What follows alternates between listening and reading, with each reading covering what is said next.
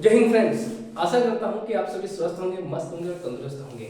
इससे पहले वाली वीडियो में हमने चर्चा की थी कि कैसे इंग्लिश के लेकर के इतने सारे फियर्स बने होते हैं। इंग्लिश एक बच्चा जो है अपने इंग्लिश के सामने, जैसे इंग्लिश सामने आती है तो उसके मन में एक भूत बैठा होता है, वो डर जाता है। तो हम आज उसी फियर के बारे में बात करेंगे, फियर ऑफ इंग्लिश।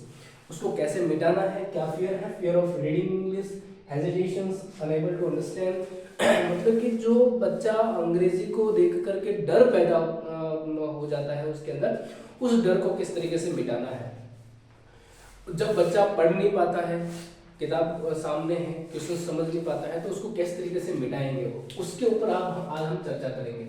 तो हाउ टू इम्प्रूव हमारे जो बच्चों के अंदर या हमारे अपने अंदर, जब भी हम अंग्रेजी पढ़ना चाहते हैं तो उस डर को कैसे मिटाएं, कैसे उसको इम्प्रूव करें, हमारे अंग्रेजी को कैसे इम्प्रूव करें।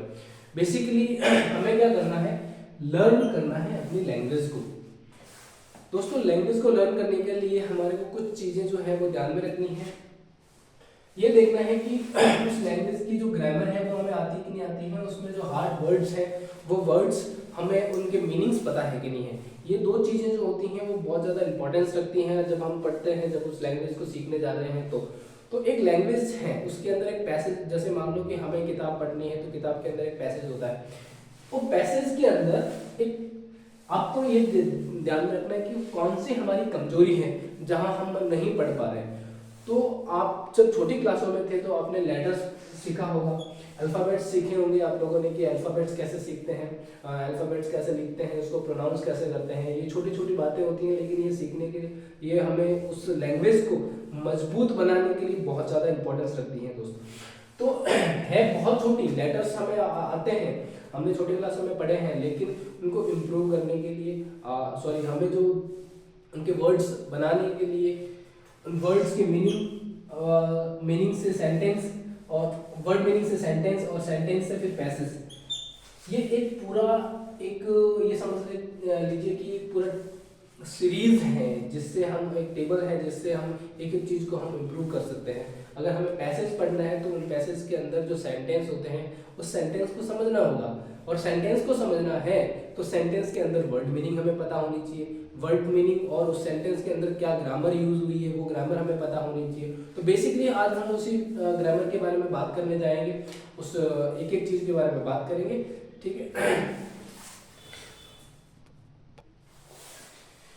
देखिए दोस्तों, आपके सामने फ्रेंड्स आपके सामने एक पैसेज है, और उस पैसेज को हम पढ़ेंगे, समझेंगे, उसकी एक एक वर्ड्स को समझेंगे, और फिर हम इसके अंदर क्या हमारी ग्रामर यूज हुई है, क्या इसमें वर्ड्स यूज हुए हैं, उन वर्ड्स को कैसे आइडेंटिफाई करना है, ये सब हम सीखते हुए हम समझेंगे कि इंग्लिश का इंपॉर्टेंस क्या है, इसमें ग्रामर का इंपॉर्टेंस क्या है, इसका मीनिंग, वर्ड मीनिंग का इंपॉर्टेंस क्या है।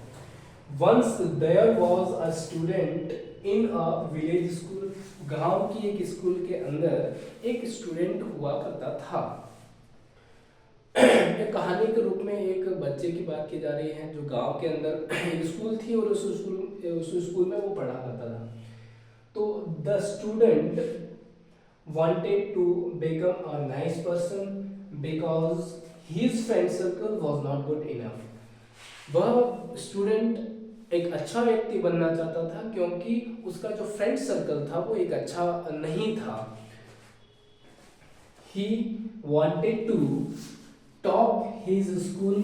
वह चाहता था कि वो, उसकी एक आंतरिक ख्वाहिश थी, एक इच्छा थी, अंतर का मन उसका चाहता था कि वो अपनी स्कूल में टॉप करे, इच्छा थी। लेकिन उसका फ्रेंड सर्कल इतना अच्छा ना होने की वजह से वो इस चीज़ को नहीं कर पा रहा था। उसकी एक ख्वाहिश थी कि वो स्कूल को टॉप करे। So he started taking his studies seriously.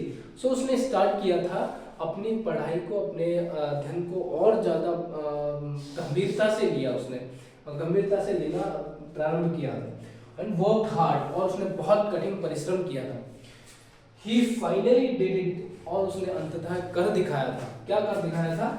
And he topped his school, और अंततः उसने उस स्कूल को टॉप किया, उस स्कूल का टॉपर बना वो। देखिए, छोटी सी कहानी है, बहुत अच्छा इसका मॉरल है, आप समझ पा रहे होंगे किस तरीके से बच्चे ने एक गांव के बच्चे ने अपने फ्रेंड सर्कल से दूर होकर के अपने आप को पढ़ाई में तल्लीन किया, कठिन परिश्रम किया और फाइनली उसने उस स्कूल को टॉप किया जो उसकी इच्छा थी।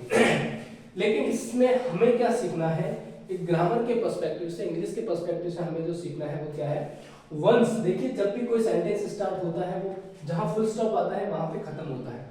एक सेंटेंस जहाँ से स्टार्ट होता है उसका कैपिटल लेटर है, वो कैपिटल लेटर से हमेशा स्टार्ट होगा और जहाँ खत्म होगा वहां फुल स्टॉप होगा। तो ये एक पूरा सेंटेंस है आपके सामने दिख रहा है, यहाँ पे डिफरेंट डिफरेंट वर्ड्स हैं।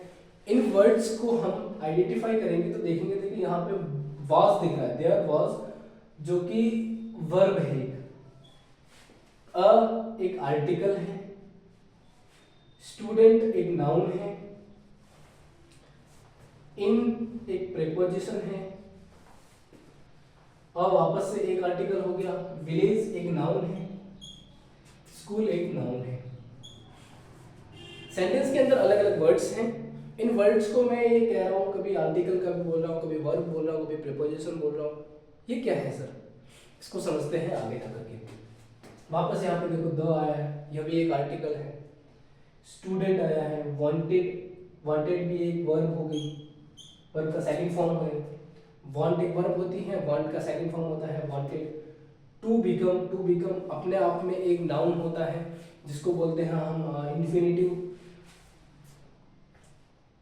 ए एक नाउन हो गया, इसको इन्फिनिटिव बोलते हैं, ये नाउन हो गया, ये वापस एडवर्ब, एडजेक्टिव हो गया, यहाँ पे नाउन हो गया, बिकॉज ये रीजन बताने के लिए वर्ड यूज होता है, ही इज एक प्रोनाउन हो गया।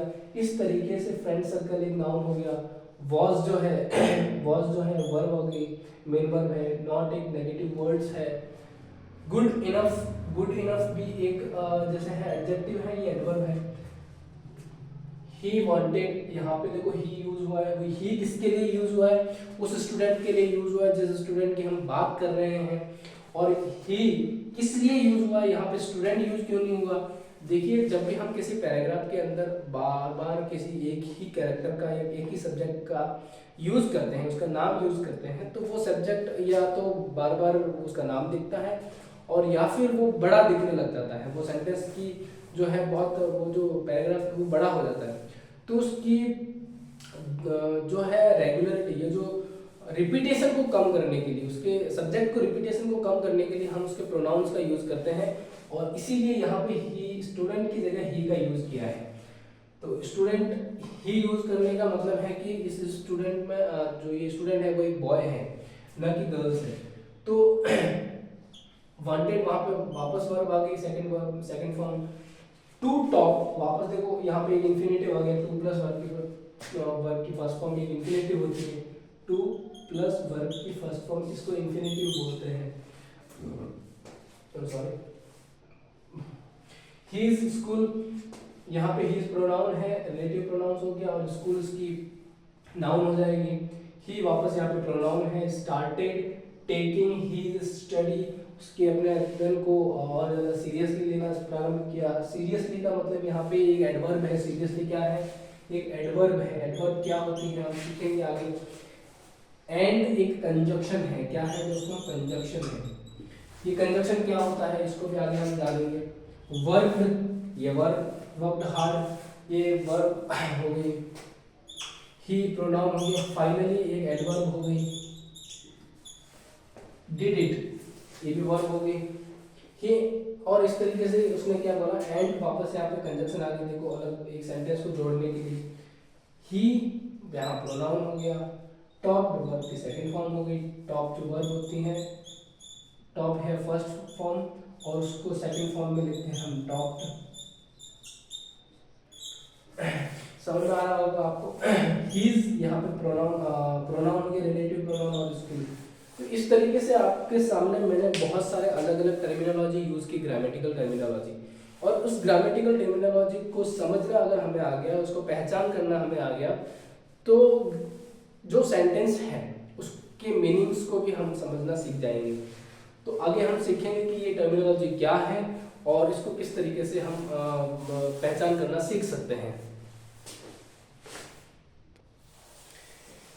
देखिए दोस्त, ग्रामर के अंदर क्या क्या टेंस, क्या क्या जो सिलेबस, क्या क्या टॉपिक्स आते हैं, क्या क्या हमें सीखना है, वो आपके सामने मैंने लिखा है। Tense, narration, voices, subject, verb, concord, इनके अलावा भी बहुत सारे अलग अलग होते हैं, लेकिन बेसिक ग्रामर जो आपको सीखनी है, मैं बेसिक ग्रामर की बात कर रहा हूँ। इसके अलावा ग्रामर बहुत बड़ी होती है, लेकिन ये वो बेसिक ग्रामर है जिनसे अगर थोड़ा बहुत इसका अंदाजा हमें हो जाए, जिसका समझ हो हमें, तो हम, और इसके अलावा हमें पार्ट्स ऑफ स्पीच की समझ हो।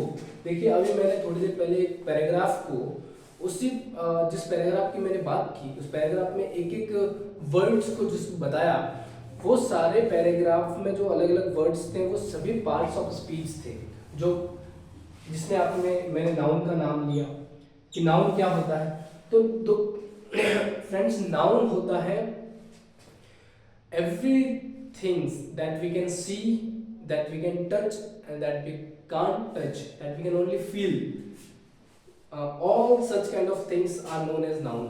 जैसे हम छोटी क्लासों में थे तो हम पढ़ते थे संज्ञा, जिसको संज्ञा जो क्या होती है, संज्ञा होती है कि कोई पर्सन, प्लेस, थिंग्स, इनको हम बोलते हैं कि ये संज्ञा है, ये नाउन है, इनके अलग अलग पार्ट होते हैं। तो वो सब चीज़ें जो हम देख सक रहे हैं आसपास, जिसका अपना नाम है, तो वो सभी चीजें क्या होती हैं, नाउन होती हैं।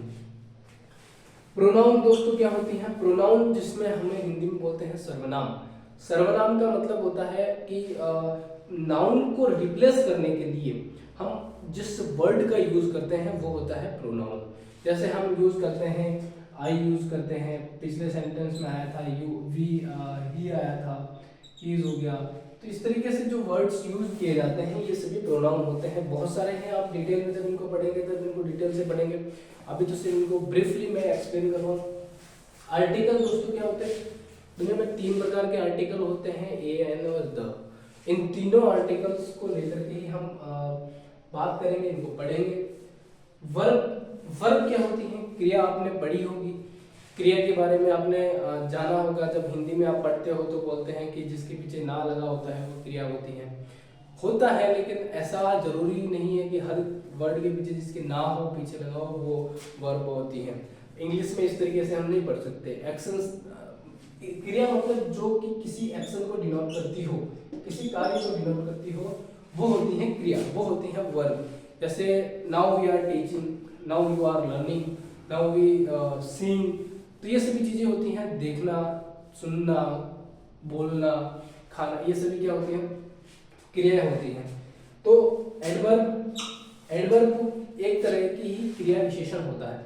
क्रिया विशेषण क्या होता है? जो क्रिया की विशेषता बताता है, या जरूरी नहीं जो क्रिया की विशेषता बताता है, वही है जो क्रिया की विशेषता बता रहे हैं। यानी कि वो क्रिया या तो वो समय के रूप में बताएगा, या फिर उसका मैनर बताएगा, या फिर उसका प्लेस बताएगा। इस तरीके से जब वो बताई जाती हैं, जैसे मैंने पिछली उस पैराग्राफ में बताया था कि वो लड़का जो अपनी पढ़ाई को सीरियसली ले चुका था, उसने पढ़ाई को किस तरीके से लिया? सीरियसली, यानी कि गंभीरता से लिया। तो वो एक तरह की एडवर्ब थी। मैंने बताया कि वो फाइनली, यानी कि अंततः, लास्ट में, यानी कि वो टाइम को बता रहा है, तो फाइनली उसने क्या किया? उसने टॉप कर दिया स्कूल को, तो वो एक तरह की एडवर्ब होगी। इस तरीके से हम एडवर्ब को और ज्यादा डिटेल में पढ़ेंगे। एडजेक्टिव क्या होता है? एडजेक्टिव जो किसी नाउन की विशेषता बता रहा है, नाउन की क्वालिटी को शो कर रहा है। जैसे कि हमने पढ़ा था कि वो the student wanted to become a nice person, वो एक अच्छा व्यक्ति बनना चाहता था। तो हमने एक पर्सन की बात की, और जो नाइस वहां पे वर्ड यूज हुआ है, वो नाइस एक एडजेक्टिव के रूप में यूज हुआ है। तो प्रेपोजिशन क्या है? प्रेपोजिशन होती है किसी भी वर्ब की पोजीशन को बताना। वर्ब की पोजीशन कैसे बताई जाती है? जैसे कि हमने बात की कि there was a student live in, there was a student in a village, in a village. तो स्टूडेंट की बात जो है वो एक, जहाँ उसकी पोजीशन बताई जा रही है कि इन, आउट, ऑन, इस तरीके से एड, ये सभी क्या होती है? प्रेपोजिशन होती हैं। इनको हम डिटेल में यूज करेंगे, डिटेल में आगे पढ़ेंगे कि इनका कहाँ यूज होता है, कहाँ इनका यूज नहीं होता है। लास्ट आता है दोस्तों कंजक्शन। कंजक्शन का मतलब आपने देखा होगा, कंजक्शन वैसे ही इसके वर्ड से पता लगता है कि दो चीजों को जोड़ना, दो सेंटेंस को जोड़ना। हमने पिछले वाले उससे पैराग्राफ में हमने देखा था कि दो या दो से अधिक सेंटेंस को जब हम ऐड करते हैं तो एंड का यूज करते हैं। बिकॉज हो गया एक तरह के जैसे बट होता है, व्हेन होता है, बहुत सारे ऐसी चीजें होती हैं जो जो दो या दो से अधिक वर्ड्स को या दो से अधिक सेंटेंस को आपस में जोड़ता है, उनके लिए हम वो कंजक्शन कहलाते हैं। इनको डिटेल में हम पढ़ेंगे दोस्तों। टेंस क्या होते हैं, नरेशन क्या होते हैं, वॉइसेस क्या होते हैं, सब्जेक्ट वर्ब कॉन्कर्ड क्या होता है, सब्जेक्ट का अपने वर्ब के साथ में जो रिलेशन, जो सहमति होती है उसको बोलते हैं सब्जेक्ट वर्ब कॉन्कर्ड। ये भी एक अपने आप में बहुत बड़ा टॉपिक है जो एक सेंटेंस को समझने के लिए इम्पोर्टेंस रखता है। तो दोस्तों आज के लिए इतना ही काफ़ी। आई होप कि आपको समझ में आया होगा। कल से हम नेक्स्ट एक एक टॉपिक को समझेंगे। तब तक के लिए मस्त रहिए, तंदुरुस्त रहिए और स्वस्थ रहिए। जय हिंद।